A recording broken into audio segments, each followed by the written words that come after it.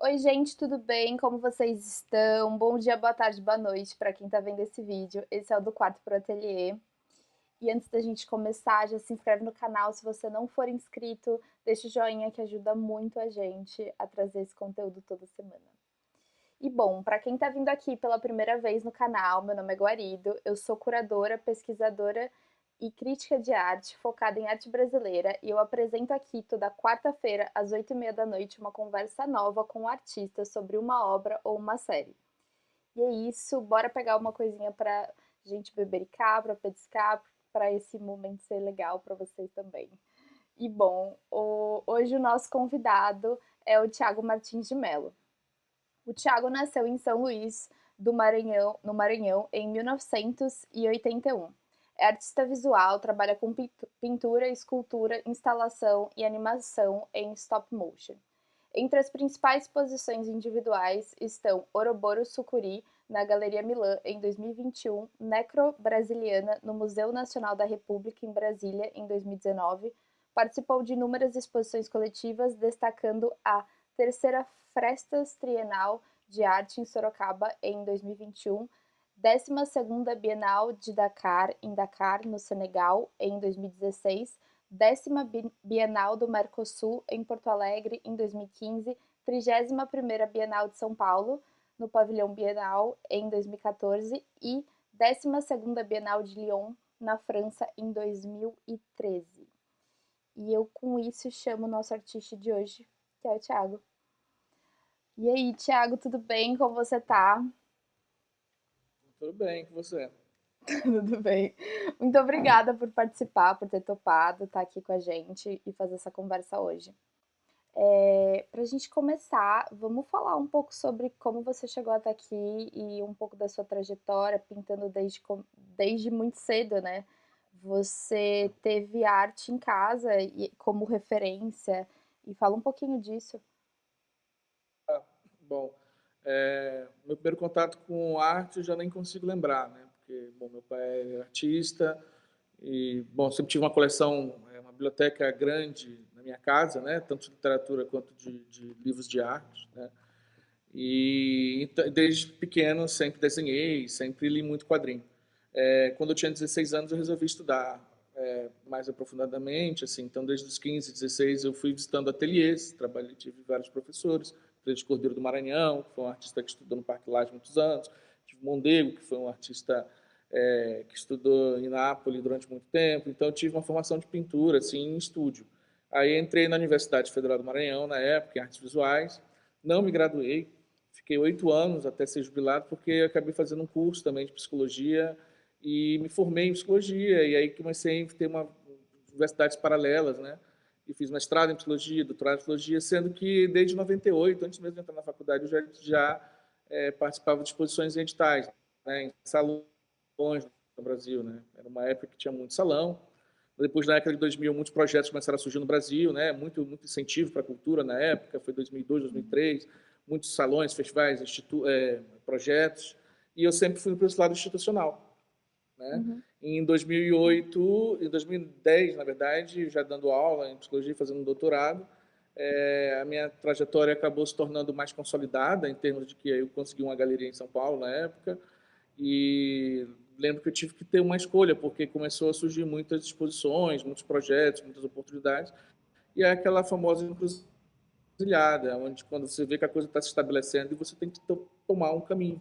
Eu acabei tomando esse caminho pela arte e abandonei tudo que ficou para trás, assim, da minha trajetória acadêmica e foquei em arte. Justamente a área a qual eu não consegui me graduar, por exemplo. Né? Sim. E isso é muito interessante. Eu achei muito. Eu não sabia que você tinha se formado em psicologia e que você fazia pesquisa nisso, de campo. Isso foi bem eu não inesperado. Você dava até aulas. Você é mestre, na real, em psicologia, né? Sim, a minha área de psicologia era uma área mais voltada para a pesquisa, né? Era uma área mais focada em neuropsicologia, uma área mais que a gente considera analítico-empírica, né? Porque ela é baseada em dados e em testes, né? Em mensuração. Eu trabalhava com medições visoespaciais entre canhotos e destros, né? Então, a minha área realmente era uma área que era baseada em uma psicologia de cunho evolucionista, né? Então, daquilo que a gente chama hoje de psicologia evolutiva, né? Ou psicologia evolucionista, perdão. E esse era o meu maior interesse. Mas isso ficou pelo caminho, né? E é muito Uhum. difícil você se dividir. A gente não vive mais na Renascença, né? Então a gente podia ser tudo, né? Hoje o mundo é muito rápido, as especializações fazem parte da vida do homem contemporâneo, do ser humano, da pessoa contemporânea, né? Sim.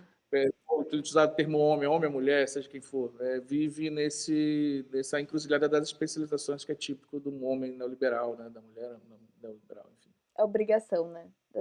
Essa sociopolítica sempre nos obriga a ser especialistas em tudo, praticamente. Sim. E... Mas é isso, eu acho que o interessante que eu fiquei pensando sobre esse Salão do Pará que você se inscreveu, acho que em 2008, que eu acho que ali rolou uma grande chave na sua carreira, né? Em 2008, eu havia, na época eu estava bem dentro já da. Eu passei muito durante 10 anos, né, antes desse salão, participando de muitos editais, mas tem um momento que você, por morar em São Luís do Maranhão, que é uma fronteira do capitalismo, assim, um lugar muito isolado do Brasil, por mais que tenha toda uma vida, tem instituições lá, tem tudo que acontece por lá, mas o sistema de arte no Brasil é centralizado, né? Ele é Sim. São Paulo. Eu nem considero o Rio de Janeiro, considero São Paulo realmente um lugar onde as instituições são realmente fortes, assim. Por mais que você tenha Pernambuco, por mais que você tenha, né, alguns outros lugares, polos de artistas, uma coisa é a institucionalidade, né? A institucionalidade no Brasil ela acaba sendo muito centralizada. E aí aquilo vai desanimando você, né? Então o que ocorreu foi que em 2008 eu comecei a trabalhar, eu parei, né, 2 anos anteriormente, em 2006, 2007, uma produção. Em 2008, um período de depressão, eu volto a pintar. E eu já não tinha parado de pintura porque o Brasil, nesse período, não tratava de pintura. Né? A pintura era uma coisa, uma palavra feia. Né? A gente tinha realmente foi uma geração que matou muitos artistas. Né? Foi essa geração de 90 2000, e isso é uma grande culpa pelos curadores e críticos da época. Né? Mas aí eu voltei, e aí eu fiz essa pintura, e aí ganhei esse prêmio, e foi justamente no momento que aí vindo para um lado mais brasileiro, assim, muita gente estava pintando também, para isso a gente voltando a olhar. E como tudo no Brasil, esse olhar volta porque existe uma produção de pintura lá fora. Quer dizer, você tem a escola de Leipzig na Alemanha que faz um boom, né, de arte, de pintura. Na Europa, você tem uma produção forte nos Estados Unidos, então você começa a ter uma espécie de ressurgimento de uma pintura de jovens artistas pintando. E aí o Uhum. Brasil, com toda a sua síndrome de vira-lata, parece que volta, se bem que aí para o lado bom, a dar uma atenção maior para artistas que trabalham com a representação, né? Então, em pintura. E especificamente a pintura figurativa, né? Perdão por Sim. falar, né? Pintura figurativa, porque a pintura, a antipintura, ela estava em toda parte, mas a pintura figurativa, quer dizer, a que é ligada às raízes de uma pintura pré-moderna, por exemplo, ela Uhum. não, ela realmente era negada. Assim. É banida praticamente desse. E aí vai trocando isso, essa mentalidade vai trocando em 2010, e esse Salão do Pará é muito. Eu acho legal você falar um pouco do salão, principalmente desse do Pará, porque foi uma coisa que hoje em dia não tem mais, é extinto, né? Ainda mais com todas essas questões políticas que O Arte vieram Pará, acontecendo. inclusive, o Arte Pará está aberto, inclusive esse ano. Ele é um dos poucos salões do Brasil que estão em atividade há muitos anos. Você tem o Salão do Paranaense, que eu acho que é o mais antigo do Brasil. Você tem Uhum, alguns salões que realmente são como instituições do país. Assim, o Arte Pará é uhum, um deles, né? E ele não acabou. Agora, ele é de ordem privada, ele é de uma fundação paraense. Ele não é uhum. público, né? Assim, no sentido de que ele é de uma fundação privada. Mas ele é muito importante, sim. E o Brasil teve outros modelos, né? Esses salões eles mantiveram o nome de salão, às vezes até pelo nome, sabe? Porque eles foram se reinventando. Alguns foram sendo chamados de salão, mas como o Salão Pernambucano, num período desse, Pernambuco, não me lembro, eles davam bolsas para projetos de arte. Então, assim, a coisa do salão acabou se tornando um termo, mas não necessariamente os moldes da edição de salão, entende? Nesse caso, Uhum. era um salão mesmo, exposição, uma expansão disso aí. Isso, deixa a dica para todos os artistas que veem isso aqui e queiram se inscrever. Eu acho que pode ser uma boa para vocês. E eu acho muito interessante a gente falar sobre essa figuração, sobre essa curadoria e sobre a morte da pintura, né? E depois agora o renascimento, porque é a grande coisa desde, não sei, acho que 2010 mais ou menos, existe um grande foco na Uhum, sim. figuração. Sim, na verdade, hoje em dia eu estou torcendo para matar a pintura de novo, né? Porque, infelizmente, como tudo que é bom, de um ressurgimento, também tem um lado negativo do momento que o sistema econômico que a gente vive utiliza aquilo de uma maneira, né, já deixa de ser algo real para se tornar uma farsa. Então, você tem uma produção hoje muito comercial também. Muita gente querendo ganhar dinheiro, inclusive utilizando pautas altamente necessárias e de justiça e coisas que são importantes na sociedade para ganhar muita grana em cima disso. Então, isso não é legal, assim, em termos gerais, é uma pintura fraca, ruim. Assim, tem grandes pintores no Brasil, e pintores jovens, tá? Não vou ser injusto. Uhum. Muito jovem bom no Brasil. Mas, ao mesmo tempo, você também tem uma ansiedade de galerias, de colecionadores hipócritas, tipo, sabe, querendo fazer algum tipo de limpar a sua barra liberal, fingindo que está fazendo algum tipo de filantropia. Quer dizer, você tem um monte de agentes que não são da arte interferindo na arte por questões egóicas e que estão, sabe, forçando a barra com muito artista para ganhar dinheiro, entendeu? E o pior, não dando liberdade para os artistas, né? Então você está vendo aí uma produção de pintura que não é livre, é uma produção de pintura que tem um único objetivo de estar numa galeria e de dar lucro para uma galeria. E assim, aí você fala, pô, Thiago, mas você vive de arte? Pois é, eu fico, desde os 16 anos eu participo de salão, mas a única vez que eu aceitei realmente viver de arte foi quando a minha liberdade foi inquestionável. Assim. Eu já tinha meus 30 anos, entrei numa galeria e minha produção sempre foi essa. Podem pensar que ela tem um punho agressivo, se as imagens são fortes, que os temas são muito duros, mas esse é o meu trabalho, é isso que eu sou e eu não posso mudar isso. Já saí de galerias por isso também, sabe? Por não adaptar isso e assim, isso é uma questão da ética do trabalho do artista. O que é muito triste é quando artistas jovens, já desde o começo, são colocados a esse grau de submissão, de fazer, de pensar a sua produção acerca de um mercado, pensar a sua produção acerca de uma demanda. Isso é danoso, isso eu não considero como arte, isso é arte, é liberdade acima de tudo. Então, esses falsos apoiadores da arte, esses falsos mecenas da arte, eles, na verdade, estão aí, na verdade, fomentando um tipo de arte obediente, sabe? Que se utiliza Sim. de um pensamento também, de lutas que são altamente são importantes, sabe, para domesticar lutas, sabe? Uhum. E colocando sempre o papel do liberal ali do lado como grande financiador de algum movimento de justiça social. Quer dizer, isso aí para mim é lastimável. Assim. Isso é normal, tá? Isso é no Uhum. mundo todo. Tá? O liberalismo faz isso no mundo todo. Tá? Mas é bom que a gente esteja atento, que artista tem que ser livre, sabe? Então, assim, tá bom da arte comercial morrer, tá bom da pintura morrer de novo, tá bom da pintura de objeto morrer de novo, tá bom do povo da performance surgir de novo, da arte material surgir de novo, sabe? Porque essa galera tá abandonada, o pensamento na arte está abandonado hoje, com essa cambada de colecionador e de agentes privados nas instituições brasileiras. Com a desculpa de que estão financiando e dando dinheiro para entrar em coleções, estão financiando uma péssima arte no Brasil, tá entendendo? A gente tem que ter muito cuidado com isso, a gente tem que proteger as instituições, tá? E do livre pensamento na arte. Sim, a gente tem que manter essas. Eu acho que também esse cunho mais performático, esses outros, a videoarte, existe uma liberdade muito grande nessas produções, né? Que estão sendo apagadas por não ser tão vendíveis. Sim, a experimentação na arte contemporânea é aquilo que realmente é o que é. Não existe artista que não experimente no tempo de hoje.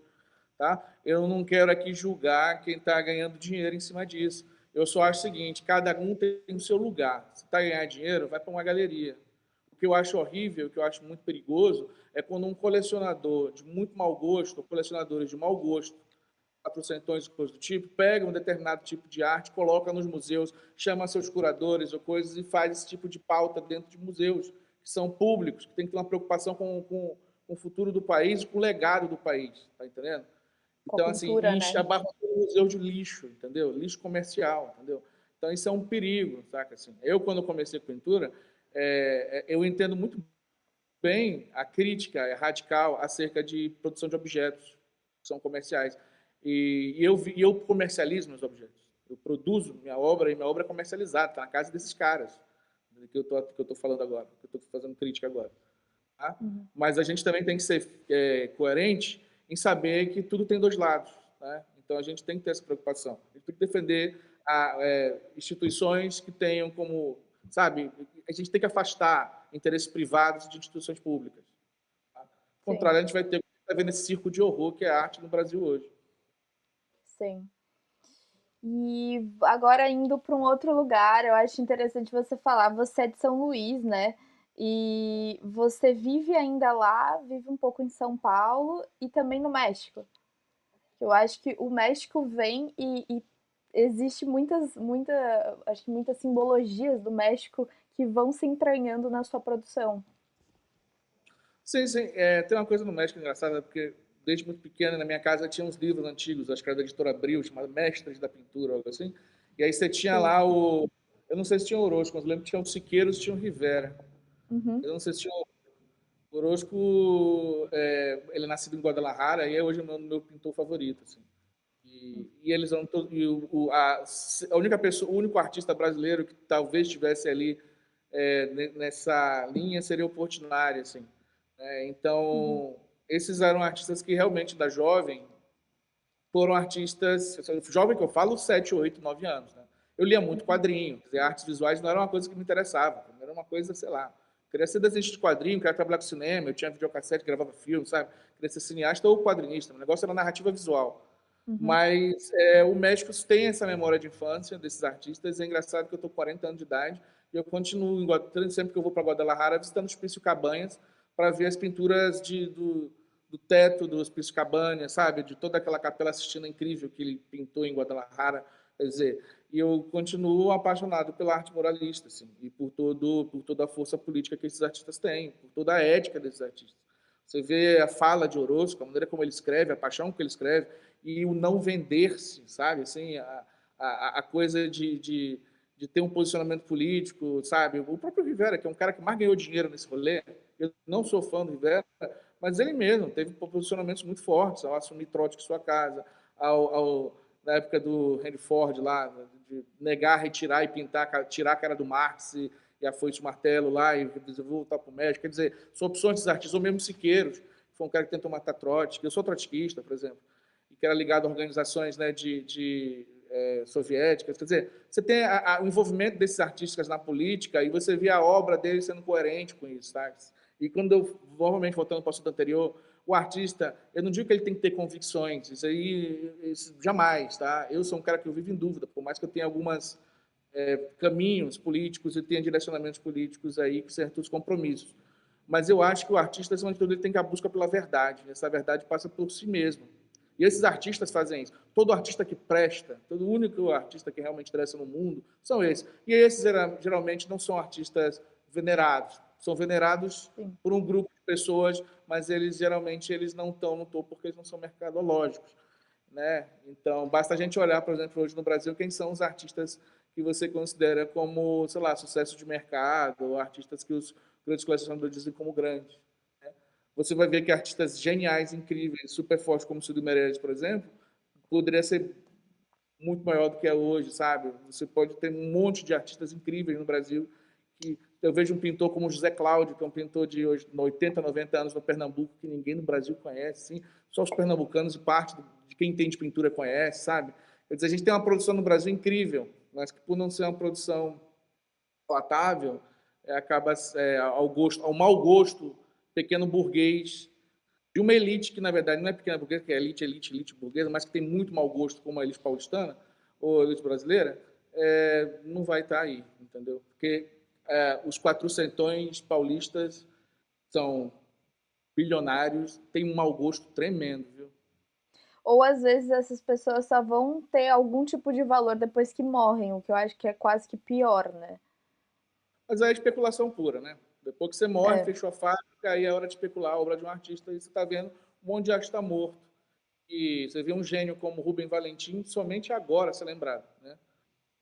Rubem sim, Valentim que foi um gênio da arte brasileira, mas agora é lembrado por quê? Bom, vamos especular, né? exatamente. E aí eu acho que a gente pode começar falando um pouco da sua obra, do Animal Crepuscular. Acho que a gente, não sei como você quer falar disso, como você quer falar da Amazônia Mega Drive, dessa exposição que foi feita em 2020, né? Bom, o Amazônia Mega Drive ele surge de durante a pandemia, foi um interesse meu de fazer algo, né? Pensando naquele momento, era um momento onde tudo aquilo que era presencial não podia acontecer. E a comunicação, digamos, virtual era uma realidade total nesse mundo, né? As exposições fechadas era isso. E eu já tinha já há muito tempo já rompido a questão da pintura, né?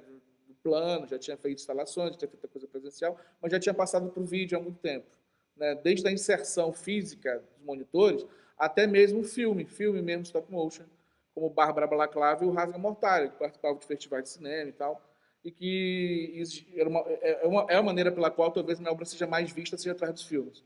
Uhum. É tanto que o Google me coloca inacreditavelmente como diretor de filmes. Já tentei mudar o Google para artista visual, mas eles colocam, porque eu acho que tem muito mais notícia do exterior, em várias línguas, citando meu nome como diretor de filme de stop motion. Né?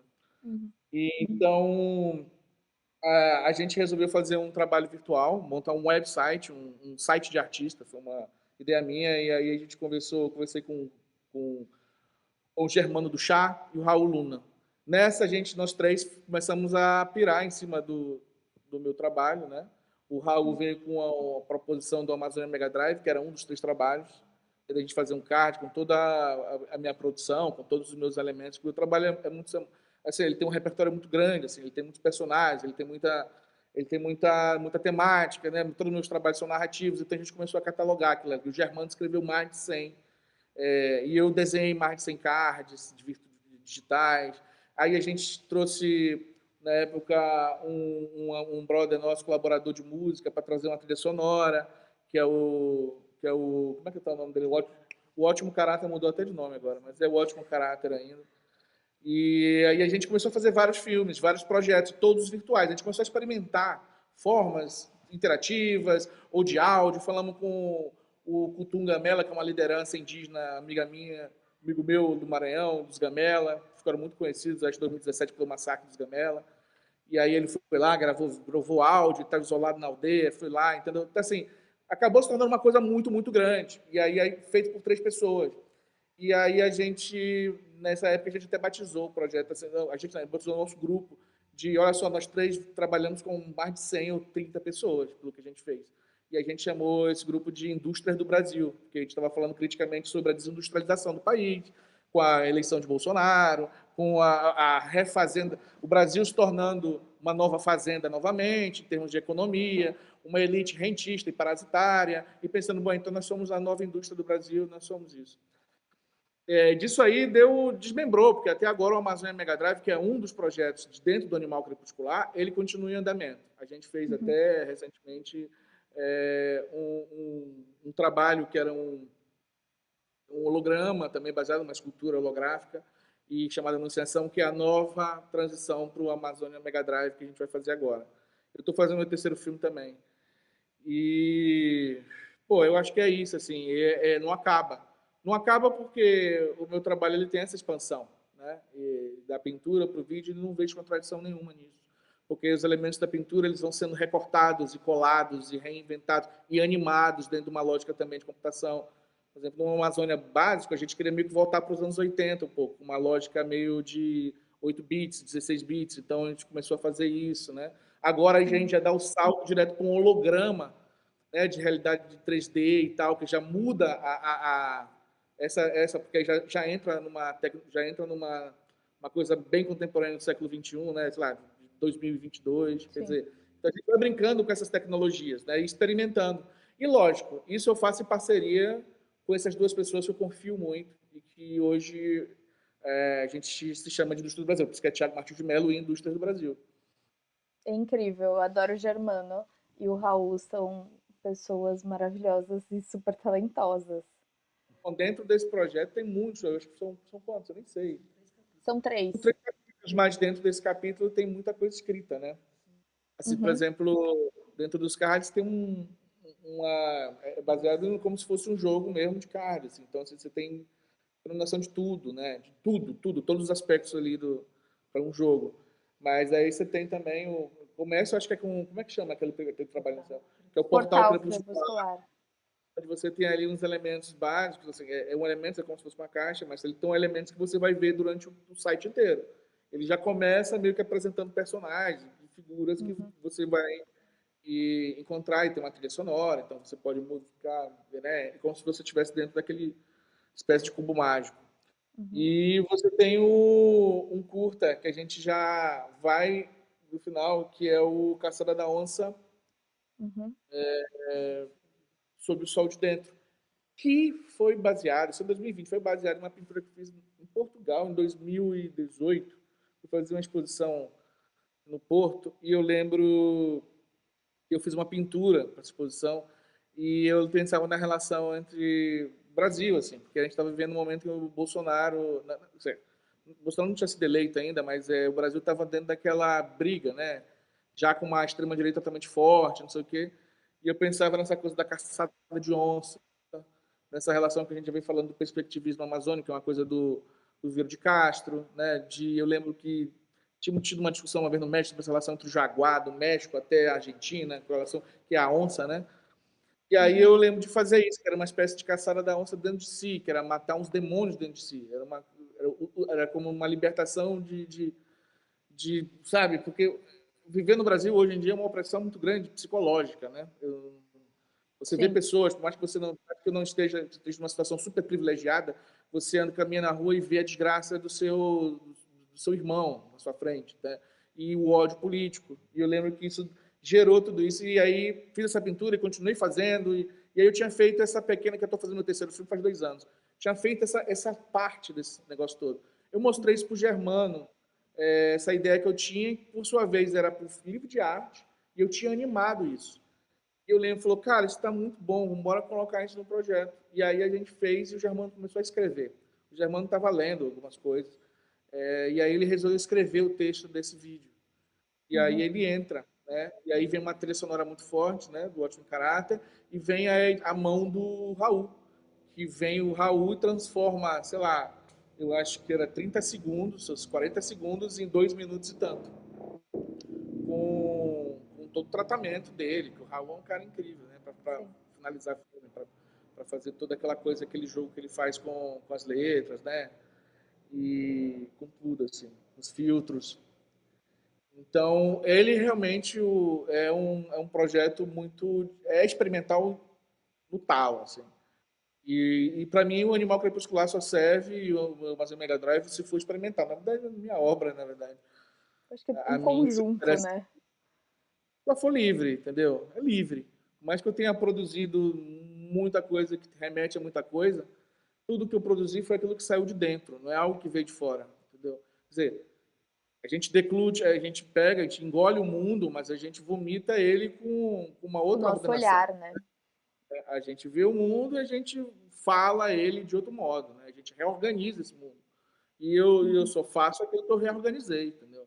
Porque do contrário, eu não tenho tesão. E assim, eu não virei artista para fazer o que os outros mandam. Senão eu estava trabalhando numa universidade, sei lá, sabe, fazendo pesquisa, sabe, tendo aluno, sabe, fazendo trabalho burocrático.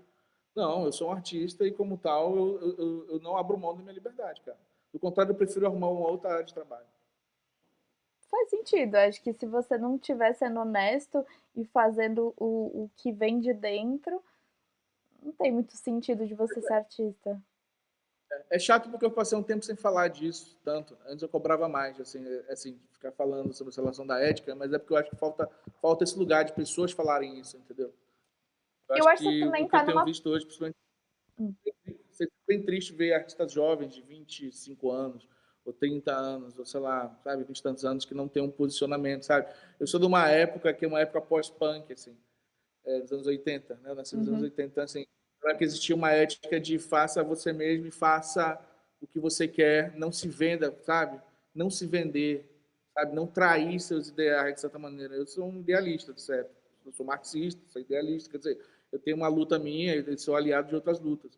Mas, assim, eu acho que se você não tem esse compromisso de indivíduo, e é por isso que eu fico falando isso hoje em dia, porque eu acho assim, é tudo exemplo, sacou? Se a gente não comenta, Uhum. se a gente não discute as coisas, as pessoas não vão pensar e refletir, elas vão achar que é normal ser um oportunista imbecil, entendeu? Ser um cara que está mentindo na obra para ganhar dinheiro, entendeu? E arte é uma coisa, para mim, muito ligada ao sagrado, porque é a verdade sua, entendeu? Se você quer fazer uma coisa para agradar o mercado, você é um artesão, tá? Você tem o seu lugar, e o seu lugar é aquele. Se você quer ser um artista, você não pode ter esse lugar, sabe? Você tem que ser honesto. É outra coisa. Uma coisa é a Olha, arte, outra coisa é um artesão de objetos para ganhar dinheiro, entendeu? sim, Então, mas por isso que eu estou querendo falar disso, porque eu sei que seu programa, você tem muito estudante de arte que está vendo isso aí. Ele tem uhum. que ter esse pensamento ético, sacou? Do contrário, não há esperança, entendeu? Sim, eu acho que essa galera mais nova é bom entender que a integridade de si reflete no trabalho e tem que ter essa questão da integridade, né? De pensamento, de tudo. Porque hoje em dia é muito fácil, por exemplo, você ter a lógica dessa galera de YouTube, sei lá, desculpa, você é do YouTube, mas assim, Não, tudo bem. a coisa de influência que faz propaganda de qualquer coisa, entendeu? Sem ter uma noção de que propaganda do que ela está falando, sabe? Associa a sua imagem a qualquer coisa que dê dinheiro. Vira uma coisa assim que não tem critérios de algumas coisas. E o ser humano, a gente no mundo é um ser político. Todas as nossas. Tudo que a gente caminha, tudo que a gente consome, tudo que a gente anda, tudo que a gente faz, tem uma replicação política.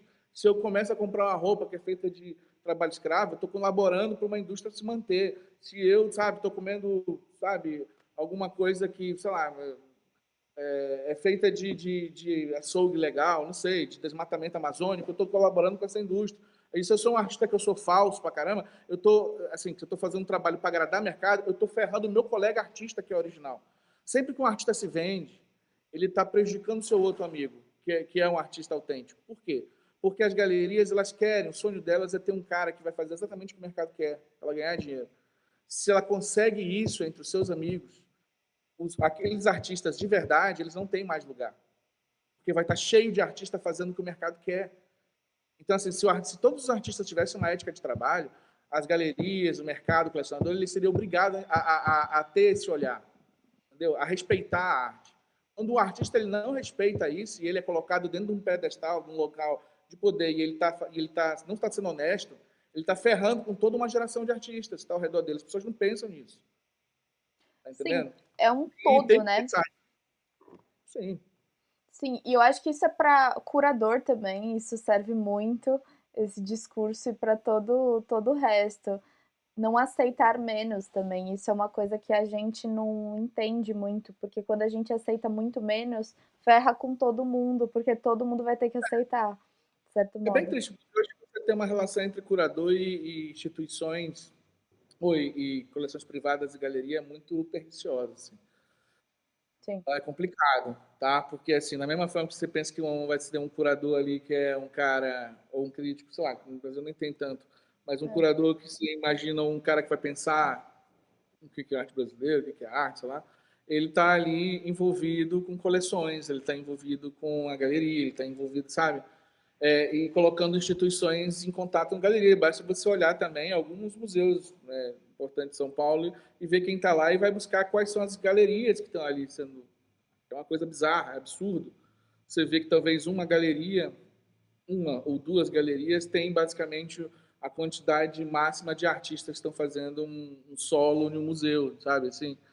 E aí você entende a relação entre galerias poderosas e curadores, relação de poder mesmo, de conquista. Eu nem culpo a galeria que faz isso, porque a galeria é mercado, é privado. Eu culpo a traição, é a capitulação de um curador que faz isso, que se submete a isso, Que se entende? vende, né?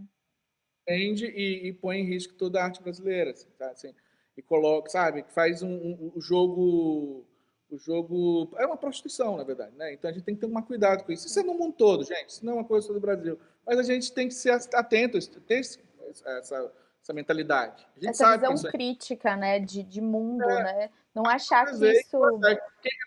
quem representa. Essas exposições que estão tendo nesse museu, quais são as galerias que representam mesmo, tá? Você vai ver ali, na sua cara, entendeu? Aí você sabe quem são, quem é que está sendo.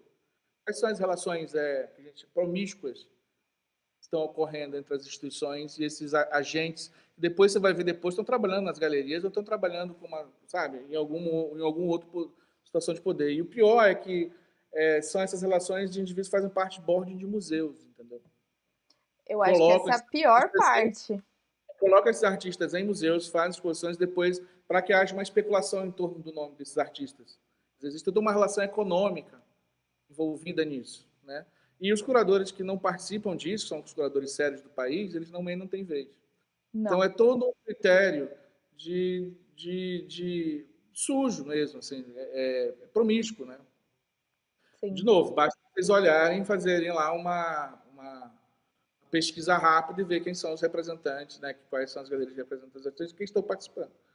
Vocês vão ver que às vezes não passa, às vezes é uma ou duas, no máximo, ou três, não sei.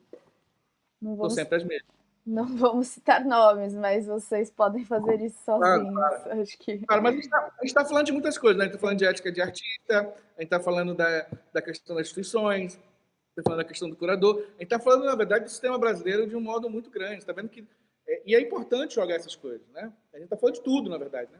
sim, é uma coisa que eu estava conversando com o Pedro França e que a gente discutiu muito é o fato da gente, tipo, quando a gente trabalha com arte, a gente não pode se dar o luxo de ser só uma coisa. A gente tem que. Parece que, como o sistema falta muita coisa, você tem que agir, você tem que fazer um programa para você aproximar mais as pessoas, você tem que deixar a arte mais acessível, você tem que estar na internet para mostrar que isso é uma possibilidade, você acessar uma outra galera, sendo que se a gente for pensar, isso tecnicamente não seria nossa função, e sim de instituições, muitas vezes. Só que no Brasil isso não ocorre. Mas artista do sul global é isso, né? Você tem que basicamente ser tudo. É isso. A gente não tem muita sorte que o Brasil ainda é um país que tem um sistema, mais assim, e se comparado com o resto dos nossos vizinhos da América Latina, e é o Brasil e o México, eu vejo Sim. mais, assim. Então, assim, pelo menos a gente está num lugar onde tem algumas instituições sólidas em São Paulo, sabe? Que Sim. pode dar essa força, assim. E a gente tem uma coisa incrível, que é uma geração de artistas incríveis em quase todos os estados brasileiros. Sim. E que nem são conhecidos, entendeu? Se você vai para o Nordeste, você fica louco. Uma quantidade de artista incrível, sacou? Assim, e por muito tempo, para mim, os artistas que eu mais curti eram os artistas do Nordeste. Assim. Eu era muito fã do Rodrigo Braga, sempre fui muito fã do, caramba, do Paulo Bruschi, sabe? Eu ia falar De muitos isso. artistas. O Paulo Bruschi É, é um artista genial que não é muito reconhecido. Eu acho que uns anos atrás ele recebeu alguma coisa na Bienal de Veneza, mas ele é um artista que deveria ser gigantesco. mas a gente tem uma geração muito grande, né? Tem muitos artistas, e ele é das antigas, da década de 70, mas não É, tem muitos, muita gente, é muita gente. Enfim, mas a gente tem essa sorte, né? O talento no Brasil e trabalho não falta. não. E falando disso, bora falar de Rasga Mortalha, que é esse filme que eu sei que tá Ah, passando tá. nos festivais agora. O Rasga Mortalha é a continuação de um. Eu tinha feito anteriormente o meu primeiro filme, que era o Bárbara Balaclava, né? Então, Uhum, para mim, há muito tempo eu tinha essa necessidade de. Meu trabalho sempre de pintura sempre foi muito baseado em histórias, narrativas, micronarrativas, né? uhum, E aí, quer dizer, histórias e que numa mesma pintura você tinha algumas micronarrativas numa pintura grande, sabe? E então fazer um filme para mim era algo meio urgente, assim. E eu fiz todo stop motion, pintei frame por frame no primeiro filme. Já esse segundo também foi uma necessidade porque eu não consegui, sabe? Eu precisava fazer um filme mais complexo. E aí eu fiz o Rasga. E agora estou fazendo o terceiro, porque eu também não estou. Quer dizer, é uma coisa de. E os temas são sempre os mesmos, né? Eu estou sempre tratando de uma espécie de um retorno histórico do Brasil, de todos os tempos, uma relação de encarnação de personagens, né? Que tem várias vidas em torno de uma vida desse país, tem uma relação xamânica, né? Com o tambor de Minas do Maranhão. Quer dizer, e aí é um trabalho que trata muito de questões espirituais e de luta. Todos eles têm essa relação entre o espírito e a faca, né? O facão e o espírito, quer dizer, e a relação com a terra. E é justamente essa experimentação com filmes, né, com stop motion, que me fez pular para o site de artista, que me fez pular para uma mídia não material. Porque, assim, por mais que ele seja feito totalmente material, ao ver o filme, você sente a densidade dele, que são uhum. filmes de textura. Quer dizer, eles não têm efeito digital, eles são filmes feitos passo a passo, montados, escaneados e colocados em edição. Então, a única coisa digital é o som, porque a imagem, o tratamento que a gente dá, basicamente é de luz, né? Contraste, coisa do tipo, mas assim, o filme inteiro ele é textura e ele é material. Desenhado, pintado, com óleo, aquarela, caneta, com tudo. E com recortes um em cima do outro, acetato, pintura óleo sobre acetato, quer dizer. Então você tem essa multiplicidade de texturas e técnicas, né? Isso abre para o digital, porque alguns projetos biodigitais, por mais que pareçam digitais, ainda tem algo ali que é terra. Por exemplo, o holograma que a gente fez, a escultura que eu falei, que eu desenhei, que a gente contratou o cara para construir, esse desenho se tornar tridimensional, ele também ele é como se fosse uma relíquia encontrada no meio do barro, quer dizer, que é aquele objeto síntese do Brasil de hoje, só que cavado na terra, entendeu? Na pedra, sendo quebrado da pedra, né? Do caos pós-colonial brasileiro. Quer dizer, então, eu acho que o Rasga Mortalha, e o Bárbara, mas principalmente o Rasga, ele abriu muito para expandir para além só do vídeo e para a mídia digital, mas eu tenho que agradecer ao algoz de todos nós, que é o Covid, e é uma tragédia infelizmente, uma grande tragédia, mas que me possibilitou pensar na urgência de um mundo que não está em contato, né, físico. E que não Então, perde, né, a qualidade do trabalho por isso. Na real, ganha. eu acho que o Covid mostrou também que, mesmo estando distante, a gente está próximo, de certa maneira. A gente não tem um calor físico, mas um calor psicológico, à distância é possível ter, uma experiência também. É possível, né? Se você tem um grande aparato tecnológico, né, de boa definição, uma boa internet, acho que você consegue aí ter uma experiência digital interessante. Então, eu acho muito interessante ver esses trabalhos que são pensados para esse meio, porque é uma coisa que o Covid deixou mais exposto, obviamente, toda essa temporada que a gente teve que ficar em casa, mas ao mesmo tempo isso já era algo que vinha surgindo, que já existia antes disso e que cada vez vai ficar mais forte, porque não que se substitua, né? Um suporte não substitui o outro, mas é algo que é um novo suporte. Existe e vai se engrandecer cada vez mais. Eu acho que não dá para voltar para trás, é ir para frente, né? Bom, sim. Sim, não sei. Eu acho que, em relação a isso, não, porque a tecnologia é um meio, e assim como. É, Acho que até o tricô é um meio, entendeu? Eu não tô. Parece irônico, mas é verdade, sabe? mas é um suporte. Qualquer técnica, qualquer coisa é suporte para arte. Absolutamente qualquer coisa. Né? Isso também entendeu? O que eu acho que a manualidade ela vai se tornar algo muito precioso daqui a um tempo. Tudo que for manual vai ser algo como ouro, assim, técnica manual, que eu digo, porque assim como a caligrafia acabou, as pessoas já não têm mais caligrafia, tudo é, né? As caligrafias hoje são. Digitado. As técnicas manuais também vão se tornar cada dia piores. Eu estou vendo pela pintura contemporânea. Estou zoando.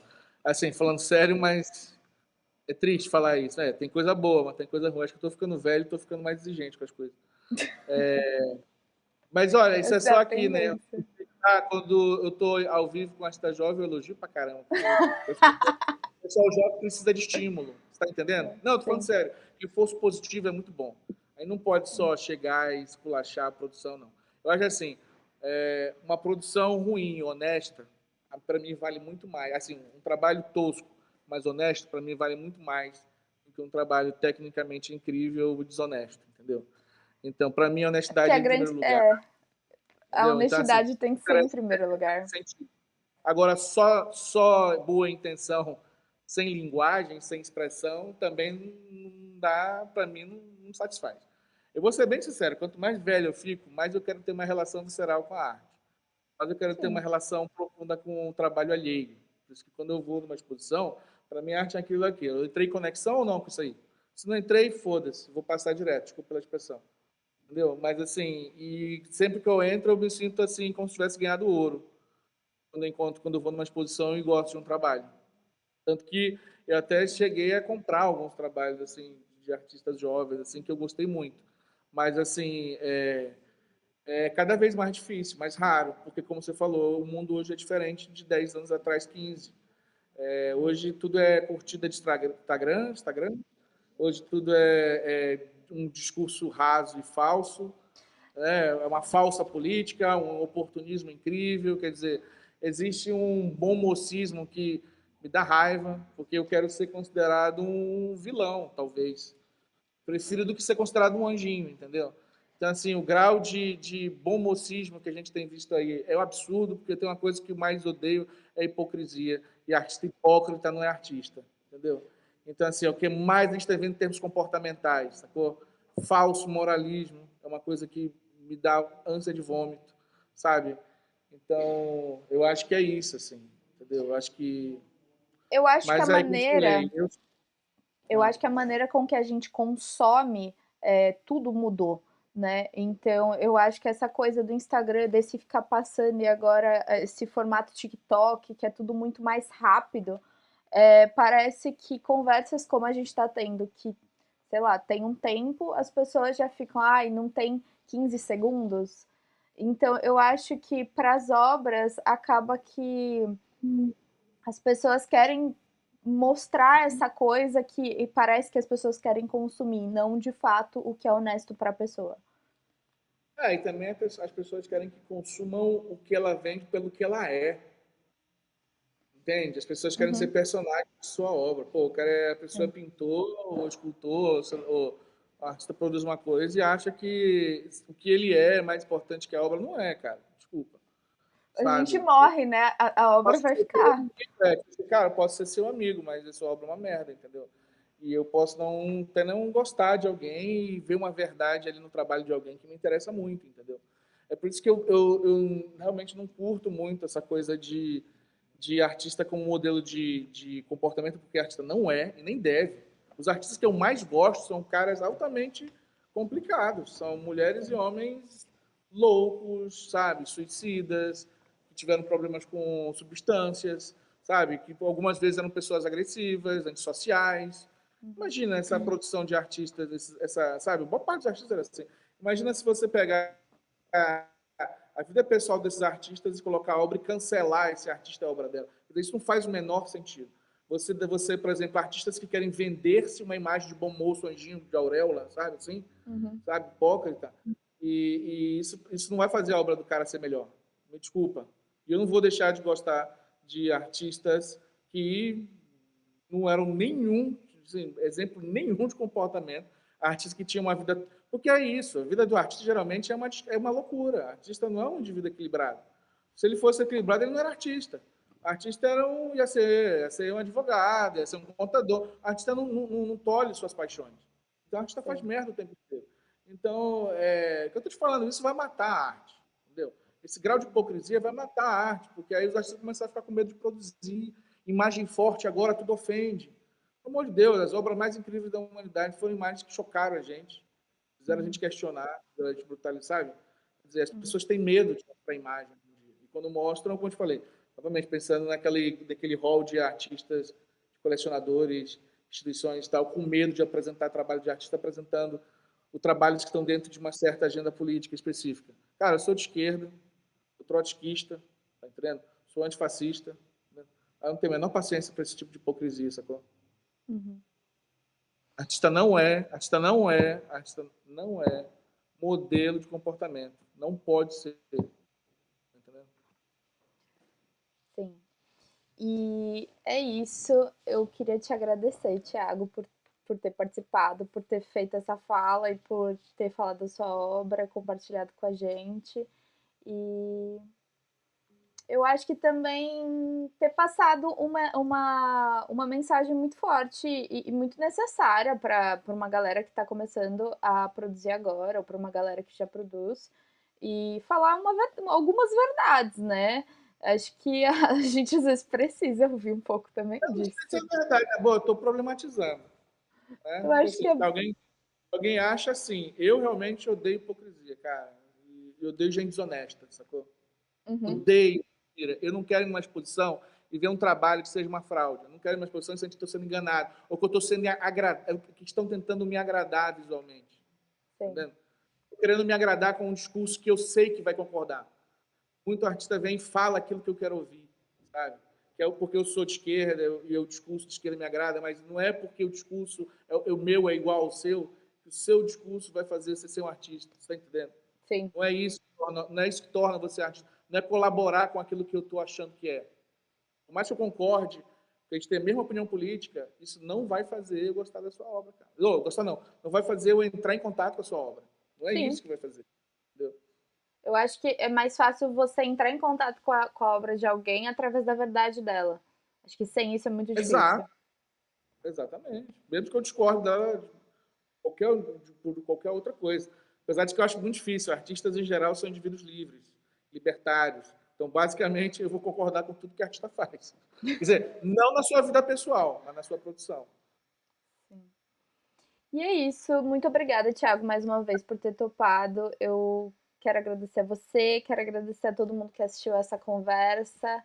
É, sigam a gente no Instagram, se inscrevam no canal, deixem o joinha, façam suas reclamações, suas críticas, seus comentários aqui embaixo. Sigam o Thiago também. E eu sempre deixo aqui no comentário fixo o link do Instagram dele, do site, de tudo relacionado a ele, tudo que ele quiser pôr aqui embaixo para mandar para vocês acessarem, eu vou colocar aqui.